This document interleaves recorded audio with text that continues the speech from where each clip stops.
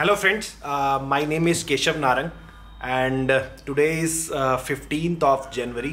आज हम बात करने वाले हैं मार्केट ने आज क्या किया, किस तरीके के स्टॉक्स चले। जैसा कि आप देख रहे हो कि जनवरी का मंथ काफ़ी ज़्यादा अभी तक जिस तरीके का रहा है तो काफ़ी डाउनफॉल रहा है। निफ्टी की अगर बात करूँगा तो 26,200 का हाई लगा था ऊपर, और आज का अगर लेवल देखोगे तो वही 23,200 23,300 के आसपास निफ्टी घूम रहा है। सुबह में एक गैप अप देखने को मिला, लेकिन उसके बाद भी गैप अप थोड़ा सस्टेन नहीं किया, मार्केट नीचे आया और ब्रॉडली उसी रेंज में बंद होके वहीं कुछ 80-90 पॉइंट्स के आसपास निफ्टी बंद हो गया। पिछले कुछ दिनों में हमने देखा कि पर्टिकुलरली आप देखोगे तो स्मॉल कैप्स और मिड कैप्स में हमें काफ़ी ज़्यादा गिरावट देखने को मिली। अगर पिछले 3-4 महीने आप अच्छे से एनालाइज करेंगे या फिर आप ब्रॉडरली देखेंगे तो मैं आपको एक अच्छा सा थीसिस यहाँ पर दे सकता हूँ कि पहले यहाँ पर बड़े स्टॉक्स जो थे, बेसिकली निफ्टी जो था उसको ये 10% नीचे लेके आए। उसके बाद स्मॉल कैप और मिड कैप में हमें कोई बहुत ज़्यादा गिरावट देखने को मिली नहीं थी, लेकिन इंडेक्स में मतलब निफ्टी हमें 5-10% नीचे देखने को मिल गया था। इस बार जो ये सेलिंग आ रही है इसके अंदर निफ्टी ऑलमोस्ट वहीं खड़ा है, मतलब निफ्टी आप देखोगे तो 10 की जगह 12% की करेक्शन हो गई होगी, लेकिन स्मॉल कैप और मिड कैप्स में 3-3, 4-4, 5% की करेक्शन हमें पिछले दिन को देखने को मिली है। तो मुझे ऐसा लग रहा है कि बहुत सारे लोग शायद निफ्टी को देख के, निफ्टी की 10% करेक्शंस देख के पिछले जो महीने गया पर्टिकुलरली दिसंबर या नवंबर के अंदर काफ़ी सारे लोगों ने शायद स्मॉल कैप और मिड कैप्स को बहुत भारी मात्रा में बाई किया है, जिसकी वजह से इसमें बहुत बड़ा करेक्शन आने को मिला है। तो दोस्तों डेटा वाइज देखेंगे ना अगर इसको, तो कहीं ना कहीं इंडेक्स लेवल पे 10% प्लस की कलेक्शन एक अच्छी करेक्शन होती है। अगर यहाँ से 15-20 की तरफ जाती है तो बहुत सारी अपॉर्चुनिटीज़ मिल सकती हैं हमें पैसा डालने के लिए। और मेरे हिसाब से कोई भी एक अच्छा इन्वेस्टर जो लॉन्ग टर्म इन्वेस्ट कर रहा है, मतलब 5 साल 10 साल प्लस के हिसाब से इन्वेस्ट कर रहा है, तो ये एक बहुत बड़ा और अच्छा टाइम है। वो अपने एलोकेशंस को धीरे धीरे बढ़ा सकता है यहाँ पर, और ये टाइम पे कुछ अपना एलोकेशन लमसम में बढ़ाए, उसके बाद धीरे धीरे करके और उसको डालता है। अगर यहाँ से और करेक्शन होती है तो ये बहुत अच्छे लेवल्स हैं। मिड कैप और स्मॉल कैप में आई थिंक थोड़ा सा आपको वेट करना चाहिए, शायद यहाँ से और करेक्शन और ज़्यादा बढ़ सकती है और इस तरीके के फॉल हमें आने वाले टाइम में और दिख सकते हैं। मेरा पर्टिकुलरली मुझे जो लगता है 2025 के अंदर मार्केट बहुत ज़्यादा रिटर्न्स मुझे नहीं लगता शायद देगा, but it will be A consolidation और करेक्शन ईयर फॉर इंडेक्सेस। क्योंकि पिछले साल भी अगर आप देखोगे तो निफ्टी का 8-9% का ही रिटर्न है, जिसमें से शुरू के 2 महीने अगर आप देखोगे तो वहां पे कुछ 12-13-15% तक के रिटर्न आ गए थे, लेकिन ओवरऑल उसने पूरा उसको फ्लैट करके कुछ 8-9% के आसपास ही क्लोज किया है। तो इस तरीके की चीज़ें चल रही हैं। और कुछ आज आपने देखा होगा कि एक अच्छी खासी न्यूज़ भी आई हुई है हिडनबर्ग की। हिडनबर्ग ने जो बेसिकली वो बिजनेस था उसका, तो आपको पता है जैसे पूरा एक वो शॉर्ट सेलर था, पहले शॉर्ट पोजीशन बनाते थे और फिर रिसर्च रिपोर्ट निकालते थे उस कंपनी के लिए जिस में उनका पोजीशन होता था। तो अब उन्होंने आज डिस्क्लोज किया, उसके फाउंडर ने बोला है कि जो ये ऑपरेशंस थे हिडनबर्ग के वो परमानेंटली क्लोज कर रहे हैं और अब हिडनबर्ग कोई एग्जिस्टेंस में नहीं रहेगा। ये भी एक एक्चुअल में बहुत बड़ी न्यूज़ है, पर्टिकुलरली आप इंडिया को देखोगे या फिर एक ग्रुप को अगर हम देखें तो अदानी ग्रुप के साथ काफ़ी ज़्यादा लिंक था इस ग्रुप का। तो उसके अंदर भी आप देखोगे तो काफ़ी ज़्यादा एक अच्छा पॉइंट है इंडिया के लिए कि अभी इस तरीके की रिपोर्ट्स ये स्टॉक्स को हैम्पर नहीं करेंगे। जैसे आपने देखा पिछले 1-2 सालों के अंदर कि अदानी के स्टॉक्स 10-12% गिर गए जब भी वो रिपोर्ट आती थी, और साल में 2-3 बार रिपोर्ट आई जाती थी और इस तरीके की चीज़ें चलती रहती थी, जो कि अब शायद नहीं होंगी। तो ये एक बहुत बड़ा रीज़न है जिसकी वजह से मार्केट में आने वाले टाइम में हमें और स्टेबिलिटी दिख सकती है।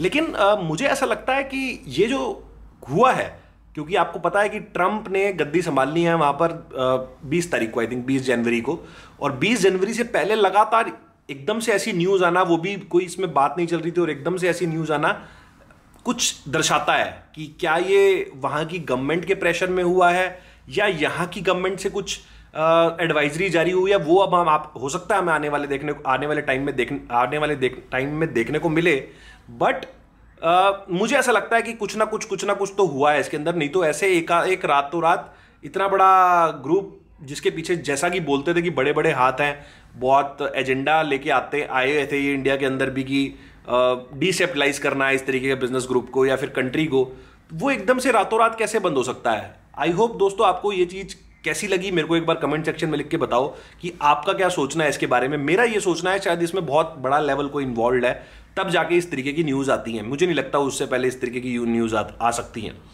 दोस्तों और रिजल्ट्स जो चल रहे हैं मार्केट में, जैसे आप देख रहे हो डेली कोई ना कोई एक्सीडेंट हमें देखने को मिलता है। कल हमने देखा कि एंजल वन का भी कोई बहुत अच्छा अर्निंग कॉल नहीं था, उससे पहले HCL टेक का आया था, HCL टेक भी 10% नीचे था। कल मोबीक्विक का कुछ उसके अंदर भी न्यूज़ आई हुई थी, 10-12% वो स्टॉक नीचे था। आज भी अगर देखोगे तो आई थिंक एक्सिस बैंक के नतीजे आए हैं, वो भी कुछ खास नहीं है, रेवेन्यूज़ उनके भी डाउन हुए हैं, रिलायंस के भी आने वाला है। तो रिजल्ट सीजन चल रहा है और कहीं ना कहीं हम देख रहे हैं कि डेली बेसिस पे कोई ना कोई स्टॉक के अंदर या फिर किसी ना किसी पर्टिकुलरली सेक्टर के अंदर कोई बैड न्यूज़ आ रही है और कोई ना कोई एक्सीडेंट हमें देखने को मिल रहा है। इकोनॉमी वाइज भी देखोगे तो ये सारी कंपनीज के जो रेवेन्यू डाउन हो रहे हैं, तो शायद उसका एक बहुत बड़ा रीजन है कि इकोनॉमी के अंदर अब वो परफॉर्मेंस नहीं है जो पहले हुआ करती थी, या फिर पहले हुआ नहीं करती थी लेकिन नंबर्स में आती थी। अब उसको जो भी आप समझ सकते हो, लेकिन अब शायद उस तरीके की चीजें अब नहीं आ रही हैं आगे। तो ये भी एक बहुत बड़ा रीजन है जिसकी वजह से हमें करेक्शंस देखने को मिल रहे हैं। तो दोस्तों यहां पर हम देखेंगे कि अब आने वाला जो जनवरी का बाकी टाइम बचा है तो वो किस तरीके से पैन आउट करता है। और ये जो 24,224 निफ्टी के ऊपर अगर आप लेवल देखोगे 24,200 24,300, हो सकता है यहां से एक बाउंस आ जाए, जो 200 डीएमए के भी नीचे ट्रेड कर रहे हैं, जो 200 डीएमए मतलब 600 700 800 के आसपास चला जाए, मे बी अभी आ जाए, या फिर थोड़ा नीचे जाके मतलब यहां से 200-400 पॉइंट नीचे जाके मतलब 22,800 का अगर आप सपोर्ट जोन मान लोगे, वहां से हो सकता है एक बार आपको ऊपर का बाउंस देखने को मिले, क्योंकि काफी ओवरसोल्ड टेरिटरी में है निफ्टी यहां पर। तो उसको एक बार देख सकते हो आपकी किस तरीके की चीजें हो रही हैं उसके अंदर। तो वो चीज मेरे को लगता है कि जनवरी के अंदर शायद पैन आउट कर सकती है कि आपको एक रिलेटिवली बाउंस देखने को मिल जाए। ओवरऑल मुझे नहीं लगता कि निफ्टी यहां से इस साल कोई नया ये वाला जो 26,200 वाला हाई कट जाएगा। ये मैं कोई सेबी रजिस्टर इन्वेस्टमेंट एडवाइजर नहीं हूं, तो जो भी आप ये कोई रिकमेंडेशन नहीं है, तो जो भी आप सोचे अपने इन्वेस्टमेंट एडवाइजर की सलाह पे लेके करें। बट मुझे ऐसा लगता है कि शायद यहाँ से जो 26,200 वाला जो अपना हाई है वो तो नहीं कटने वाला है शायद अभी जल्दी में, और ये करेक्शन यहाँ से टाइम वाइज और प्राइस वाइज थोड़ी और बड़ी होगी, पर्टिकुलरली जो मिड कैप और स्मॉल कैप्स है, क्योंकि उनके अंदर तो अभी करेक्शन स्टार्ट हुई ही नहीं है। तो ये सारी चीज़ें हैं। मैं 2-3 कंपनीज के रिजल्ट भी थोड़ा फॉलो कर रहा था, जैसे मैंने एंजल वन का आपको बताया, तो एंजल वन भी कुछ क्वार्टर ऑन क्वार्टर 20% का उसका रेवेन्यू ड्रॉप है। तो उसको भी देखेंगे तो जो ब्रोकिंग इंडस्ट्री को थोड़ा फॉलो करते हैं, कैपिटल मार्केट को फॉलो करते हैं, तो इसका एक ट्रू टू लेबल करके एक सर्कुलर आया था जिसमें एक्सचेंज टर्नओवर चार्जेस में जो हर ब्रोकर को टर्नओवर वाइज उनको एक तरीके से इंसेंटिवाइज किया जाता था, तो वो भी वहां पर कम हो गया है। अब उनको फ्लैट फी स्ट्रक्चर में डाल दिया गया है। पहले कुछ बड़े ब्रोकर इसका कुछ फायदा उठाते थे, जिसकी वजह से उनको एक सिस्टम में एडेड एडवांटेज था, जो भी खत्म हो गया है, तो जिसकी वजह से रेवेन्यूज में काफी ड्रॉप देखने को मिला है। और एंजल वन के सीईओ ने बोला भी अगर इस तरीके से चलता रहा तो अगले 3-6 महीने के अंदर हमें शायद ब्रोकरेज रेट्स भी बढ़ाने पड़ेंगे। तो ये कुछ ना कुछ अच्छा पॉइंट नहीं है, but as a broking industry में देखूंगा तो इस तरीके की चीजें आती रहती हैं जब कैपिटल मार्केट बिजनेसेस जो होते हैं, जो म्यूचुअल फंड हो गए या फिर बाकी सारी चीजें हो गई, ये तब ज्यादा अच्छा परफॉर्म करती हैं जब मार्केट्स ऊपर जा रहे होते हैं, लार्जर पार्टिसिपेशन होता है, तो इस तरीके की चीजें ज्यादा परफॉर्म करती है। मैं 1-2 डेटा और भी देख रहा था अभी ट्विटर के ऊपर, यहां वहां इधर उधर और भी डेटा मैंने देखे कुछ, कि बहुत सारे लोगों के सिप कैंसिलेशंस आ रहे हैं। मतलब जो लोगों ने पिछले 2-3 सालों के अंदर एक दूसरे को सुन के या फिर इन्फ्लुएंसर को सुन के सिप स्टार्ट किया, और अब उन्होंने आज तक कभी देखा नहीं था कि मार्केट्स नीचे भी जाते हैं और नीचे रह के सस्टेन भी करते हैं, क्योंकि आज तक सिर्फ मार्केट उन्होंने ऊपर जाता ही देखा था। तो अब वो भी सिप कैंसिलेशंस की तरफ जा रहे हैं, या फिर सिप को परमानेंटली स्टॉप कर रहे हैं, या फिर अभी उसमें एलोकेशन कम कर रहे हैं। तो ये भी कोई अच्छी न्यूज़ नहीं है मेरे हिसाब से। अगर आप एक ऐसे इन्वेस्टर हैं तो मैं आपको यही एडवाइस कर सकता हूं कि आप इस तरीके की गलती ना करें, बिकॉज जो बियर मार्केट्स होते हैं या जो करेक्शंस होती हैं, एक्चुअल में वही सही टाइम होता है आपका पैसा इन्वेस्ट करने का, ना कि पैसा बाहर निकालने का। क्योंकि जब तक आप करेक्शन के अंदर किसी चीज़ को लोगे नहीं, और जब मार्केट ऊपर चलने जाएगा तो बेसिकली आपको कभी वो टाइम नहीं देगा। मार्केट जब ऊपर चलने स्टार्ट करते हैं या मार्केट जब ऊपर जाना स्टार्ट करता है, तब वो किसी का वेट नहीं करता। आपको 2-3 दिन 4 दिन के अंदर ही प्राइस एकदम से ऐसा हो जाता है कि आपको लगेगा आप लेफ्ट आउट सा फील करोगे। तो कभी भी जब इंडेक्स लेवल पे बड़े करेक्शंस आपको देखने को मिले 10-12-15% के अंदर, तो मेरे हिसाब से हर एक इंसान को जो भी स्टॉक मार्केट से जुड़ा है उसको अपना एलोकेशन बढ़ाना चाहिए, ना कि घटाना चाहिए। तो ये सारी चीजें आप जरूर इसको समझ सकते हैं। एक डेटा मैं और देख रहा था कि एमटीएफ का, तो मार्जिन ट्रेडिंग फंडिंग बोलते हैं, मार्जिन ट्रेडिंग फैसिलिटी बोलते हैं, बहुत सारे लोग जानते होंगे।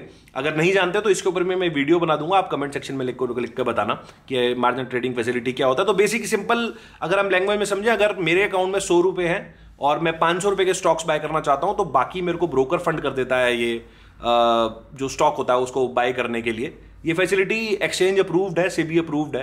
तो एमटीएफ के अंदर जो पोजीशंस हैं वो भी बहुत लार्जर स्केल पे बनी हुई हैं। तो एनएससी का डेटा ही है, आप जाके देख सकते हो। तो बहुत सारे ऐसे स्टॉक्स हैं जिसमें बहुत लार्जर पोजीशन है। जो अभी लास्ट मंडे को जो हमारे पास फॉल आया था उसमें बहुत सारी चीजें वहां पर स्क्वायर ऑफ हुई हैं। आने वाले टाइम में देखते हैं कि किस तरीके से चीजें ये भी पैन आउट करती हैं। मुझे ऐसा लगता है अगर मार्केट में यहां से और फॉल को और तेजी मिलनी है और इस तरीके की पोजीशन बनी हुई है ऑलरेडी, तो मार्केट इन लोगों का भी माल कटवाएगी जरूर। इसे तो नहीं हो सकता कि ये सारे लोग मतलब इतना कॉन्फिडेंट होकर बैठ जाएं कि मार्केट यहां से नीचे जा ही नहीं सकता। तो वो भी एक बड़ा पॉइंट है जिसकी वजह से शायद मार्केट नीचे और भी यहां से नीचे जा सकता है। तो this was like today's analysis, जो आपको आई थिंक समझ में आई होगी। कैसी लगी आप इस चीज़ को, हम इसको कंटिन्यूस बेसिस पे चला रहे हैं, आप मेरे को कमेंट सेक्शन में लिख के बताओ। और दैट्स इट फॉर ऑल। मिलता हूं आपसे अगले वीडियो में, कल के वीडियो में बात करते हैं आगे। चलिए दोस्तों, नमस्कार।